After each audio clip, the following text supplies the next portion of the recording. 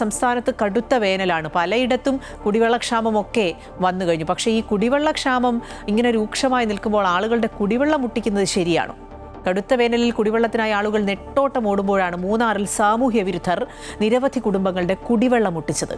കുടിവെള്ള വിതരണം നടത്തുന്ന പഞ്ചായത്ത് ടാപ്പിലെ പൈപ്പുകൾ സാമൂഹ്യ വിരുദ്ധർ തകർത്തു. കുടിവെള്ളം മുടക്കിയ സാമൂഹ്യ വിരുദ്ധർക്കെതിരെ ശക്തമായ നടപടി സ്വീകരിക്കണമെന്ന് ആവശ്യപ്പെട്ട് നാട്ടുകാർ പോലീസിൽ പരാതി നൽകി. മൂന്നാർ ഗ്രാമപഞ്ചായത്തിന്റെ ടാങ്കിൽ നിന്ന് കുടിവെള്ളം ലഭിക്കാത്തതിനെ തുടർന്ന് നാട്ടുകാർ നടത്തിയ പരിശോധനയിൽ MG നഗറിനും ലക്ഷം നഗറിനും സമീപമായി മലമുകളിൽ സ്ഥാപിച്ച കുടിവെള്ള ടാങ്കിന്റെ പൈപ്പുകൾ പൂർണ്ണമായി നശിപ്പിച്ച രീതിയിൽ കണ്ടെത്തി. 2 വാർഡുകളിലെ നൂറുകണക്കിന് കുടുംബങ്ങളുടെ കുടിവെള്ളമാണ് ഇതോടെ മുടങ്ങിയത്. കുടിവെള്ള പൈപ്പുകൾ നശിപ്പിച്ചത് ഇവിടെയുള്ള സാമൂഹ്യ വിരുദ്ധരാണെന്നും ഇവർക്കെതിരെ നടപടി വേണമെന്നും നാട്ടുകാർ ആവശ്യപ്പെട്ടു. தண்ணி ஒரு டைமுக்கு தான் இங்கே திறந்து விட்டுக்கிட்டு இருக்காங்க, தண்ணி சப்ளை பண்ணுறவங்க.